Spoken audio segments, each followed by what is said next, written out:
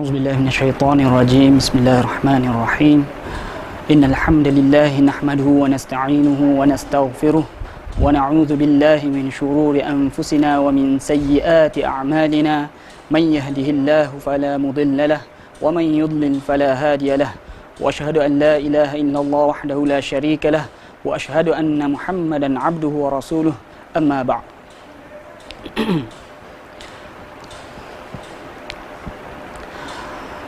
InsyaAllah pagi ni saya akan menggantikan Ustaz Qamal lah. Asal kalau tengok dalam jadual tu sepatutnya mudir, cuma dia ada urusan sikit hari ni. Bagi yang tidak kenal mudir tu takut terkejut. Nampak tulis mudir dalam jadual, tengok muda mudir.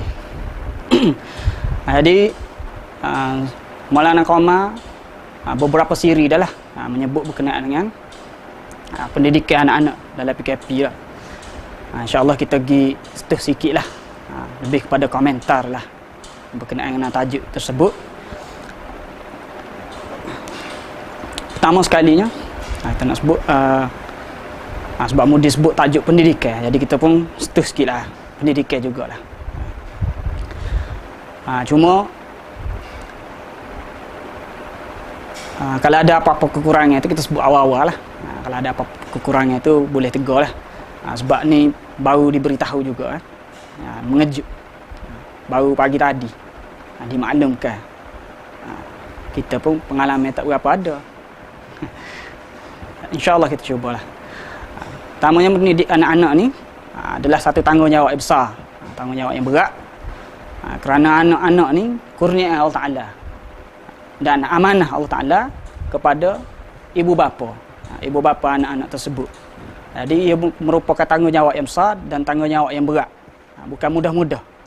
Bahkan tanggungjawab tersebut dianggap berat dah kalau kita dipertanggungjawabkan. Dia minta untuk mendidik anak-anak ni jadi manusia yang berjaya di atas muka bumi ni, di dunia ni. Maksudnya untuk dunia pun susah dah. Ibu-ibu bapa ni susah untuk membesarkan anak dia supaya berjaya di dunia. Itu baru tanggungjawab dunia. Tidak semua kita boleh tengok ada ibu bapa yang berbangga dengan anaknya di dunia ni. Maksudnya berjaya lah anak dia tu. Dia pun boleh tumpah gembira, boleh tumpah bangga. Ada ibu bapa yang sedih dengan anaknya, ada yang malu dengan anaknya. Itu baru di dunia. Tanggungjawabnya yang besar dan berat. Itu belum lagi tanggungjawab ibu bapa Muslim. Ibu bapa Muslim dia ada dua lah tanggungjawab. Satu, tanggungjawab mendidik supaya anak dia ni jadi manusia yang bahagia, berjaya di dunia, dan juga dia kena didik juga anak-anak dia menjadi mukmin yang memberi manfaat pada Islam dan juga selamat daripada api neraka di akhirat nanti. Jadi ibu bapa Muslim dia nak dua tanggungjawab, dunia dan akhirat. Ada pun orang lain ada yang dunia sahaja, itu pun sudah berat, apalagi kalau ada dua tanggungjawab seperti ini. Jadi ibu bapa Muslim peranan tanggungjawab dia amat besar dalam pendidikan anak-anak. Dalam surah At-Tahrim Allah Ta'ala berfirman, ya ayyuhalladzina amanu qu anfusakum wa ahlikum nara. Wahai orang yang beriman, kena jaga diri kamu dan keluarga kamu. Jadi tanggungjawab individu Muslim bukan setakat diri dia, bahkan keluarga dia. Itu tanggungjawab dia. Kena jaga tanggungjawab. Kena jaga keluarga dia daripada api neraka. Dia kena memastikan keluarga dia selamat daripada api neraka. Selamat dunia akhirat. Akhirat tu sekali kena ada. Bukan dia perlu menyelamatkan dia saja, bukan dia perlu menjaga dia saja, bahkan ahlinya, keluarga dia sendiri. Dalam hadis diriwayatkan oleh Bukhari Muslim, muttafaqun alaih, hadis yang masyhur daripada Abdullah ibn Umar radhiyallahu anhuma, iaitu hadis yang semua pernah dengar lah. Kullukum ra'in wa kullukum mas'ulun an ra'iyatihi. Hadis yang panjang yang menyebutkan tanggungjawab. Setiap daripada kamu ni, setiap orang ni ada tanggungjawabnya. Dan setiap orang bukan dibiarkan saja. Dia ada tanggungjawab kemudian dibiarkan, bukan begitu. Setiap orang yang mempunyai tanggungjawab tersebut akan disoal, akan dipertanggungjawabkan ke atas tanggungjawab dia tu. Apa yang dia buat, tanggungjawab dia tu dia laksanakan ataupun tidak. Fal amirul ladzi 'alan nasi ra'in wa huwa mas'ulun 'an ra'iyatihi. Seorang pemimpin yang tanggungjawab dia terhadap rakyat dia, manusia, orang ramai.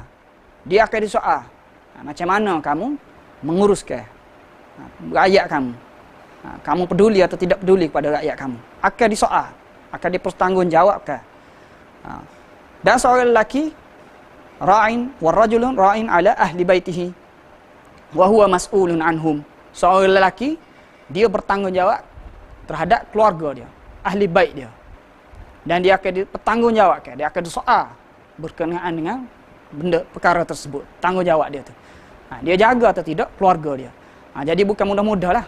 Saya sudah selamat, kita jaga dah, kita semaya dah. Kita sudah puasa, kita sudah menunaikan apa yang patut sebagai seorang Muslim. Tidak setakat tu. Akan dipersoal pula, keluarga kamu jaga atau tidak. Wal mar'atu ra'iyatun 'ala baiti ba'liha wa waladihi wa hiya mas'ulatun anhum. Seorang perempuan, tanggungjawab dia ke atas rumah dan anak-anaknya, dan dia akan dipertanggungjawabkan. Wal 'abdu ra'in 'ala mali sayyidihi wa huwa mas'ulun anhu. Seorang hamba pun akan dipertanggungjawab, tanggungjawab dia ke atas harta tuan dia. Ala fa kullukum ra'in wa kullukum mas'ulun an ra'iyatihi. Jadi ayat dan hadis tadi menunjukkan betapa seorang individu Muslim tu bukan hanya bertanggungjawab terhadap diri dia, bahkan kepada keluarga dia.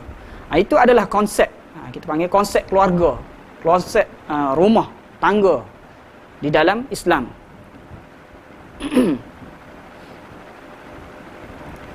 Bukan konsep individu, kita kata.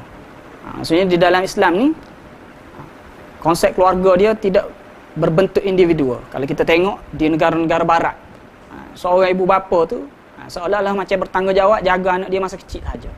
Siapa orang tertentu dia tidak boleh kawal anak dia tidak boleh menentukan apa-apa pun. Anak dia akan bebas sepenuhnya. Anak dia tak nak terikat dengan ibu bapa dia.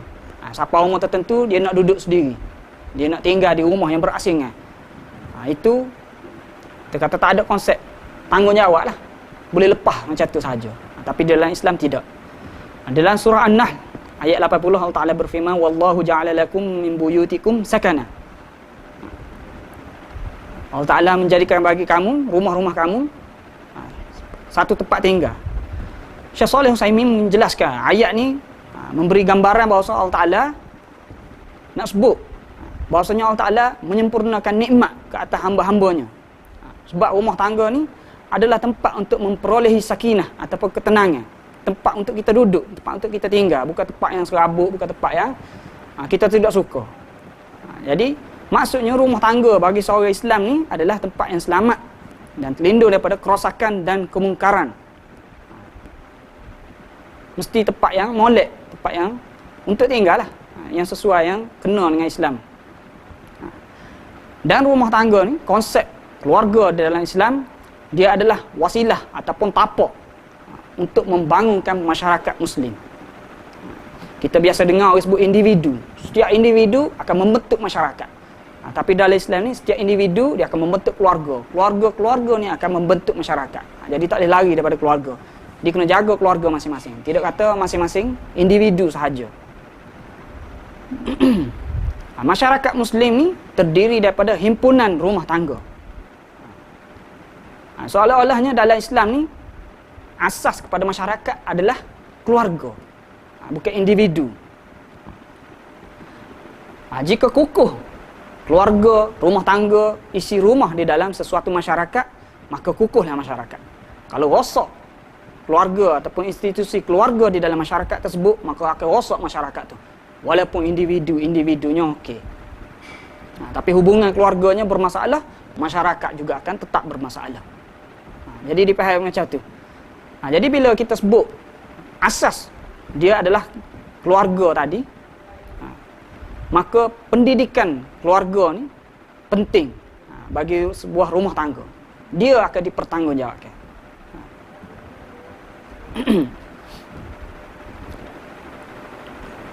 Di dalam rumah tangga bermulanya pendidikan. amar ma'ruf nahi munkar dan sebagainya. Jadi pendidikan anak yang asal adalah daripada keluarga, daripada rumah itu sendiri.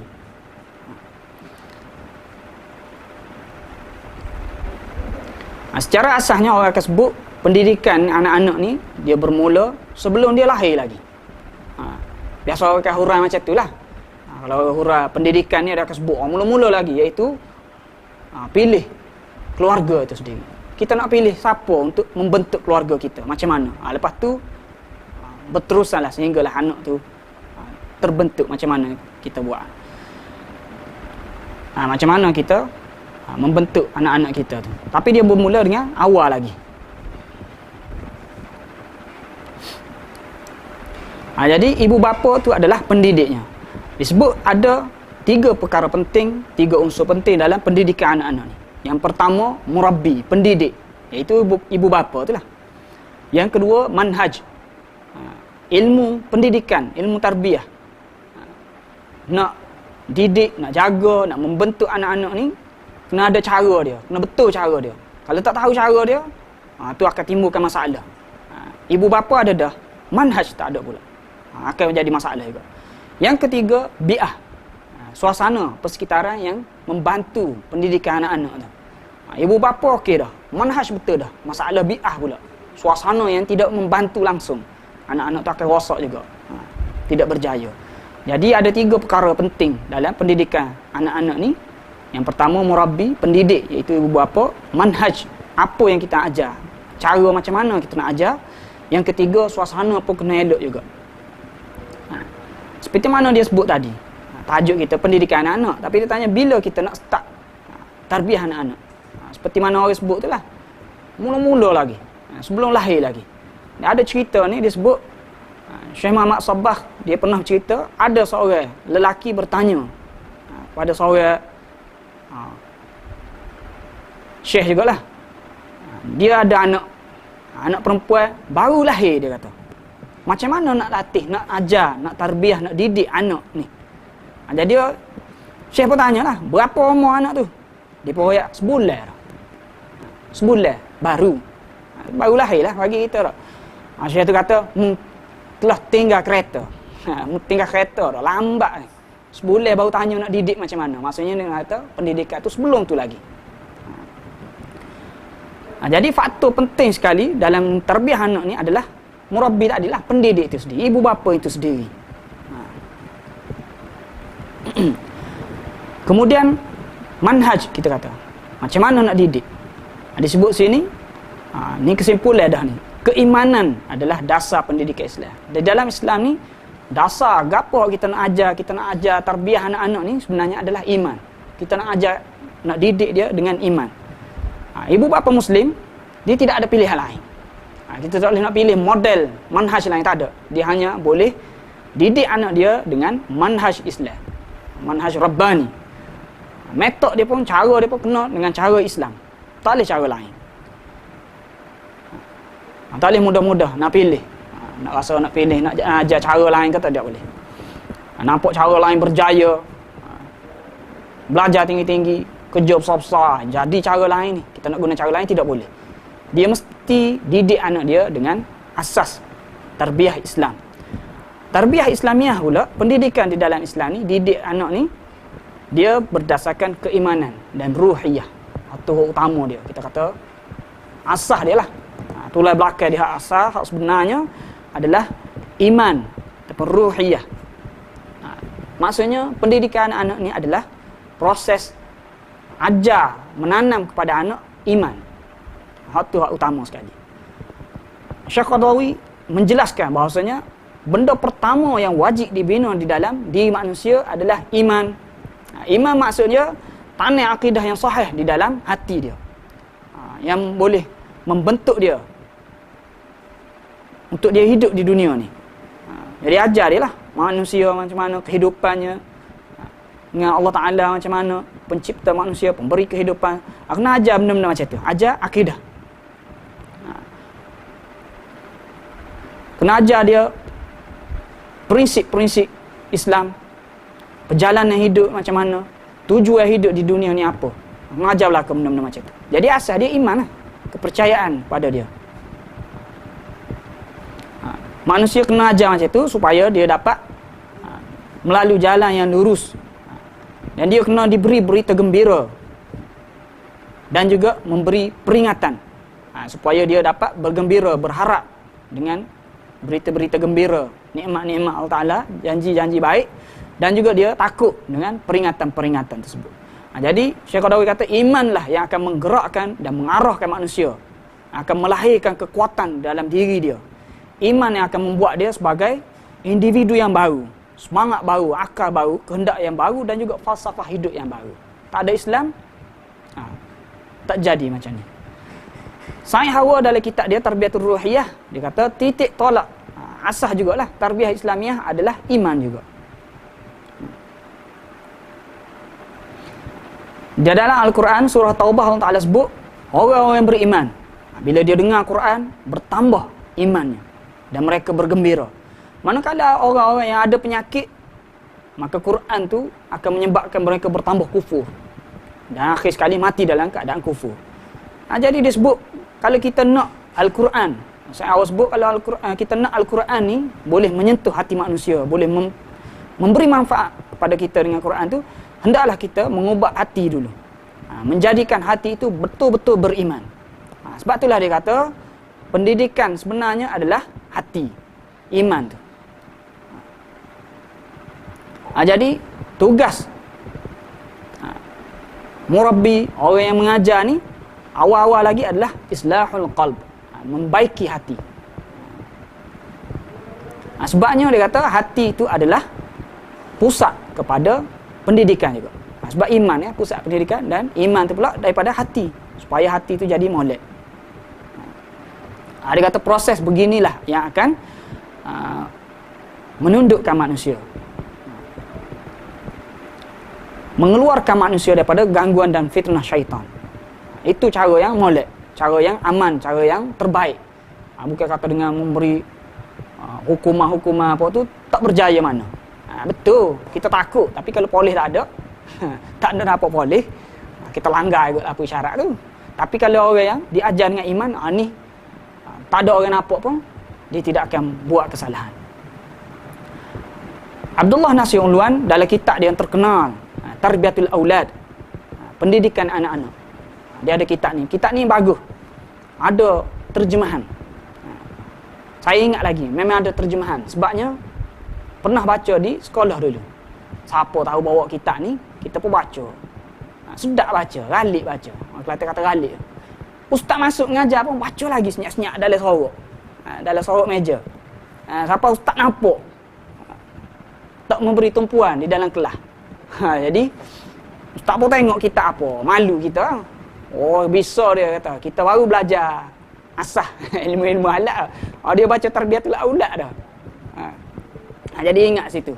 Tak erti bahasa Arab mana lagi dulu, tak baca kitab Arab ni dari kelas. Sekolah menengah dulu. Tahu siapa bawa buku tu. Kita pinjam mata. Dia dalam buku tu baguslah, dia hurai dengan baik. Dia kata setiap ibu bapa pendidik kena faham, kena sedar dan kena melengkapkan diri apabila mengambil tanggungjawab ni. Kita tahu dah tanggungjawab penting. Jadi saya kira perlu kita melengkapkan diri untuk melaksanakan tanggungjawab tersebut. Setiap murabbi ni kena faham perkara-perkara yang berikut. Banyak dia sebut ni. Bagaimana untuk membimbing dan membimbing anak untuk beriman kepada Allah Ta'ala. Dia ajar kita sebut secara ringkas lah. Kita kena ajar, kena sebut kepada anak-anak kehebatan, kekuasaan Allah Ta'ala dalam makhluk-makhluk ciptaan Allah Ta'ala. Kena sebut lah. Sebut makhluk-makhluk ni. Kena sebut berkenaan penciptaan tu, penciptaan ni. Supaya anak-anak ni lekat dalam kepala dia. Benda-benda macam tu. Dan benda tu kena sesuaikan lah. Jangan pula sebut anak-anak Allah Ta'ala mencipta kita ada DNA. DNA ni bahasa Inggeris seringkas saya kepada apa asid lah. DNA tu tak tahu. Tahu A asid lah. Jadi cerita macam tu penuh dengan anak tu. Ada orang cerita genetik. Genetik ni satu benda masa depan.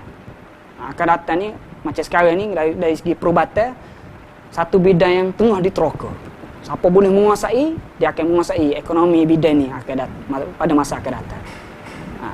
Ada orang sebut, dia kata keturunan dia Dia nak ayat beza lah, keturunan daripada keluarga ayah dia, keluarga mak dia. Ayah dia kata gelap sikit, tapi kaya. Mak dia putih, comel, tapi keluarga miskin.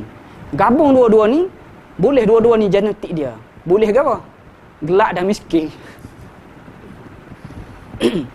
Jadi kena cerita mengikut kesesuaian benda yang dia boleh faham. Tengok alam, binatang-binatang dan sebagainya. Jadi anak-anak ni kita kena ajar bagaimana untuk memikir. Biar dia berfikir. Biar dia boleh fikir. Bukan sebut saja, nak suruh dia fikir. Akhir sekali kita nak sebut, nak suruh dia faham adalah supaya dia boleh mengenali dan memahami, boleh menghayati tauhid itu sendiri. Allah Ta'ala sahaja cipta. Allah Ta'ala sahaja berkemampuan, boleh mencipta. Allah Ta'ala lah yang menguruskan semua ni. Kehebatan Allah Ta'ala. Dan biar dia tahu nama-nama Allah Ta'ala, asma' sifat. Cara ni disebut dalam Al-Quran lah. Sehingga anak-anak tu yakin, tak ada ragu dah. Daripada kecil lagi cerita-cerita macam tu, sehingga dia yakin memang alam ni Allah Ta'ala, biar lekat semua dalam jiwa dia. Bukan kata sekadar tahu sajalah, tahu kaedah saja. Setengah orang kita sebut tauhid. Lain-lain sekali semaya pun tak. Lain-lain sekali takut ratu juga. Jadi tu tak berbekah lah. Kita nak biar anak-anak tu berbekah. Memang dia yakin Allah Ta'ala sahaja yang mencipta alam ni. Allah Ta'ala yang berkuasa. Syekh Nasir Allah sebut lagi, lagu mana kita nak khusyuk, nak supaya mereka khusyuk dan taqwa di dalam ubudiyah mereka, pengabdian. Kita juga kita sebut kehebatan Allah Ta'ala. Bagaimana untuk menanamkan muraqabah, rasa diawasi, takut kepada Allah Ta'ala dalam anak-anak. Juga begitu juga kita kena ajar sifat Allah Ta'ala, bahawa Allah Ta'ala ni maha melihat, maha mendengar, maha mengetahui, semua sekali. Jadi ini semua membentuk iman ada anak-anak tu. Jadi secara ringkasnya dia kata boleh dilaksanakan seperti mana berikut. Pertama, mengajar anak menghafaz kalimah tauhid. Ajar anak-anak hafal benda-benda akidah tauhid. Menghafal kalimah tauhid dan juga asma'illah, nama-nama Allah Ta'ala. Bila dia menghafal, dia ingat, kemudian baru dia boleh memahami, dia akan lekatlah, menumbuhkan keyakinan di dalam hati dia. Daripada kecil lagi hafal. Dan seterusnya kita ajar, didik anak dengan kalimah tauhid. Ibn Qayyim berkata, apabila anak boleh berkata-kata, mula boleh sebut apa-apa, ajar mereka kalimah la ilaha illallah Muhammadur Rasulullah. Jadikanlah suara pertama didengar oleh anak berupa pengetahuan tentang Allah, tentang keesaan Allah Ta'ala, bahawa Allah Ta'ala selalu mengawasi kita, selalu mendengar, selalu melihat kita. Yang ketiga, menanam kecintaan kepada Allah Ta'ala. Kemudian kita tanam proses supaya dia yakin, dia cinta kepada Allah Ta'ala, dia tahu hanya Allah Ta'ala tempat kita mohon, doa, nak minta perlindungan, nak minta apa-apa, serta menanam juga di dalam jiwa dia yang tadi tu, pengawasan Allah Ta'ala, serta ketentuan Allah Ta'ala, takdir Allah Ta'ala terhadap kita dalam hidup di dunia ni. Jadi kesimpulannya, iman kepada Allah Ta'ala adalah asas memperbaiki anak-anak, menyebabkan anak-anak jadi baik. Jadi kesimpulannya, tanggungjawab ibu bapa yang kita sebut awal-awal tadi tu, didik anak adalah satu tanggungjawab yang utama dan amat penting sekali. Dia membentuk individu, membentuk keluarga dan membentuk masyarakat yang beriman kepada Allah Ta'ala. Itu kita nak sebut. Kemudian seterusnya, apabila anak itu mencapai usia balik, apabila dia besar, secara fitrahnya dia akan cenderung tercari-cari siapa yang dia nak ambil contoh. Dia nak buat apa-apa, dia akan tiru. Bila dia besar sikit, dia tengok ibu bapa dia buat macam mana, dia tiru. Dia masuk sekolah, dia tengok kawan-kawan dia buat macam mana, dia tiru. Bila sampai satu tahap, dia akan tiru, ikut orang. Jadi tanggungjawab kepada ibu bapa untuk menyalurkan fitrah ni supaya dia menjadikan Rasulullah sallallahu alaihi wasallam sebagai qudwah, sebagai ikutan dia. Nak buat macam mana ni? Nabi ajar macam ni. Makan macam ni. Hidupnya macam ni, tidur macam ni, keluar macam ni. Apa sahaja tiru seperti mana Nabi SAW buat. Biar dia jadikan Nabi qudwah. Sehingga akhirnya berbekah dalam jiwa dia, nak buat macam mana? Nabi buat macam mana? Nabi buat macam mana? Cara-cara untuk menanam kecintaan kepada Rasulullah adalah antaranya membacakan menggalakkan anak-anak menghafal hadis-hadis yang ringkas. Jelaskan kepada anak-anak kedudukan dan kepentingan Allah Ta'ala mengutuskan Rasulullah dan juga para rasul yang lain. Cerita kepada anak-anak sirah kehidupan dan perjuangan Rasulullah memimpin manusia keluar daripada kesesatan. Akhir sekali, ajar dan galakkan anak-anak selawat kepada Rasulullah dan mengamalkan sunnah Rasulullah sallallahu alaihi wasallam. Jadi kita kembali kepada situasi kita pada hari ini, pendidikan anak-anak. Dunia hari ini kita nampak pendidikan ni, kebanyakan ibu bapa dia nampak pendidikan ni tanggungjawab guru-guru, sekolah. Ibu bapa ni tanggungjawab dia membesarkan anak, bukan mendidik anak, membentuk anak jadi apa-apa. Itu tanggungjawab guru dia pula. Guru akan ngajar. Mak ayah tak erti, tak pandai, suruh kepada guru.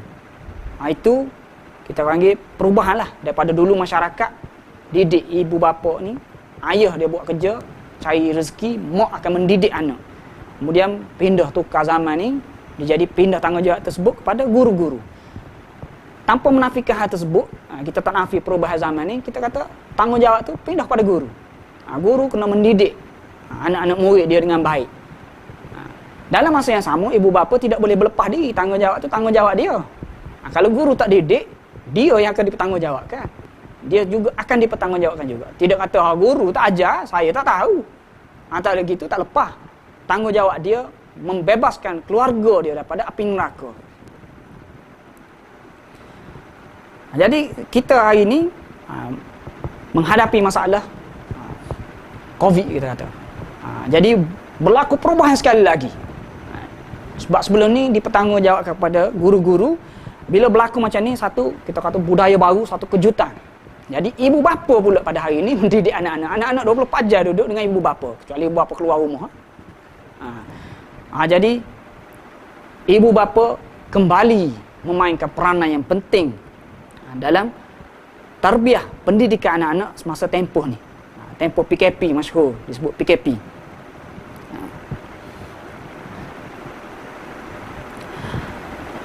Guru-guru masih lagi memainkan peranan, cuma ibu bapa memainkan peranan juga, menyokong peranan guru tersebut. Tak perlu buat rumah macam sekolah. Sebab guru sekolah tak boleh dah. Guru mengajar melalui online, tak perlu jadikan rumah tu seperti mana sekolah. Cukup dalam keadaan santai. Yang penting jadual, kita kata. Anak-anak mesti mematuhi jadual tersebut. Ini kita dengar guru-guru sebut, ibu bapa pun masih tidak peduli. Anak dia ada kelas tak kelas, buat kerja sekolah tak buat kerja sekolah, ibu bapa masih ramai jugalah yang lepas tangan. Tidak hantar, tidak memantau anak-anak dia. Anak ni kalau ibu bapa sendiri pun tak larang, buat apa dia nak dengar guru dia tu? Cikgu nak buat kelas, cikgu suruh buat kerja sekolah, ibu bapa pun tak suruh. Jadi ibu bapa memainkan peranan penting menyokong pendidikan di dalam musim ini.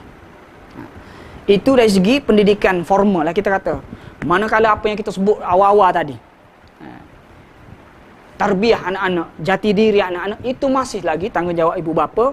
Bahkan bertambah sebab ibu bapa duduk lama dengan anak pada musim ini, bersama dengan anak-anak. Jadi ibu bapa lah membentuk akhlak dan nilai anak dia tu dalam tempoh ni.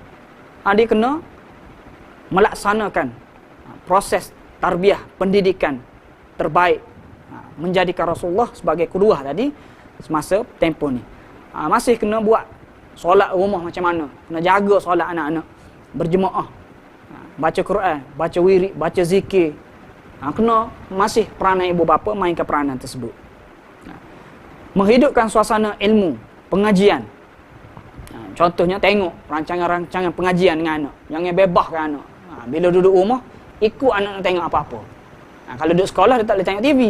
Duduk rumah, ikutlah nak tengok apa-apa pun, asal tak kacau mak ayah. Tak boleh macam tu. Dia kena ambil peranan menghidupkan suasana ilmu. Tengok rancangan-rancangan agama bersama-sama supaya anak-anak terdidik dengan cara tersebut. Dan ibu bapa sendiri kena menunjukkan teladan yang baik. Barulah akan menghasilkan anak-anak yang terdidik dengan baik, seimbang dunia dan akhirat. Jadi itulah yang kita nak. Detailnya model lah. Malah nak Qamar akan sebut. Kita semua sebut secara umum lah sebab ganti sahaja pada hari ini. Jadi begitulah kesimpulannya, tanggungjawab ibu bapa ni besar dan akan dipersoal di akhirat nanti. Adakah kamu melaksanakan tanggungjawab kamu menyelamatkan diri dan keluarga daripada api neraka? Moga-moga kita dapat mengambil manfaat daripada perkongsian kita pada hari ini ni. Sebarang kekurangan, minta maaf lah awal-awal. Apa-apa kekurangan sebab kita kurang bersedia. Masa yang suntuk, semoga kita semua dapat melaksanakan tanggungjawab kita, melaksanakan ra'iyah, tanggungjawab yang kita bertanggungjawabkan dengan baik. Jadi cukuplah setakat itu dulu. Aku qali hadza astaghfirullahalazim li wa lakum. Wassalamualaikum warahmatullahi wabarakatuh. Subhanakallahumma wa bihamdika asyhadu an la ilaha illa anta astaghfiruka wa atubu ilaik.